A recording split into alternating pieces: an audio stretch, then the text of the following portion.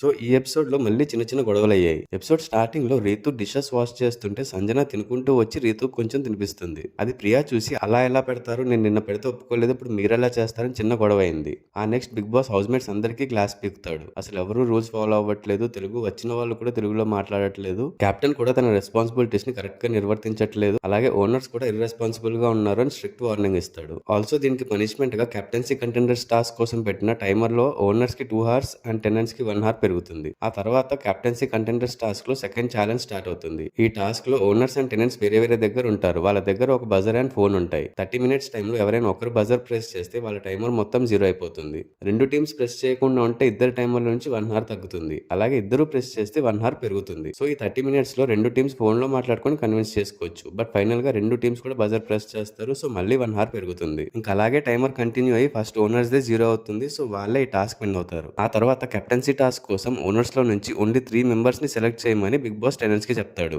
And tenants అందరూ discuss చేసుకుని demon Pawan, Manish and Bharani గారిని సెలెక్ట్ చేస్తారు. అండ్ ఈ సెలెక్ట్ అయిన ముగ్గురు కలిసి టెనెంట్స్ లో నుంచి ఒకరిని కెప్టెన్సీ టాస్క్ కోసం సెలెక్ట్ చేసుకోమంటే వాళ్ళు ఇమాన్యుయల్ ని సెలెక్ట్ చేసుకుంటారు. అండ్ ఈ కెప్టెన్సీ టాస్క్ వచ్చేసి రంగు పడుద్ది. నలుగురికి ఒక్కో ప్లేట్ లో రెడ్ పెయింట్ ఇచ్చి అవతల వాళ్ళ షర్ట్ కి పుయ్యాలి అని చెప్తారు. అండ్ అలాగే ఆపోజిట్ వాళ్ళు మన షర్ట్ మీద పుయ్యకుండా ఆపుకోవాలి. సో ఇలా ఒక్కో రౌండ్ లో ఎవరి షర్ట్ మీద ఎక్కువ పెయింట్ ఉంటుందో వాళ్ళు ఈ టాస్క్ నుంచి ఎలిమినేట్ అయిపోతారు. సో అలా ఫస్ట్ మనీష్, ఆ తర్వాత భరణి గారు అండ్ ఫైనల్ గా ఇమాన్యుయల్ ఎలిమినేట్ అయ్యి డిమోన్ పవన్ నెక్స్ట్ కెప్టెన్ గా సెలెక్ట్ అవుతాడు. అయితే ఈ టాస్క్ కి సంచాలకుగా రీతు ఉంటుంది. అండ్ సెకండ్ రౌండ్ లో రీతు స్టాప్ అన్న తర్వాత కూడా భరణి గారు డిమోన్ కి కలర్ పూసారు అని తనని ఎలిమినేట్ చేస్తుంది. అయితే అప్పుడు పవన్ కూడా భరణి గారికి కలర్ పూసాడు. మరి అది కనపడలేదా? అండ్ ఫస్ట్ అసలు స్టాప్ అని ఎందుకు చెప్పింది? అక్కడ ఎవరు ఇంజూర్ అవ్వలేదు అండ్ ఎవరు కొట్టుకోవట్లేదు, బట్ స్టాప్ చెప్పింది ఎందుకో మరి. So finally Bigg Boss season 9 కి సెకండ్ కెప్టెన్ గా డిమోన్ పవన్ సెలెక్ట్ అయ్యాడు. కంగ్రాచులేషన్స్ పవన్. చూడాలి మరి ఎలా చేస్తాడు కెప్టెన్సీ.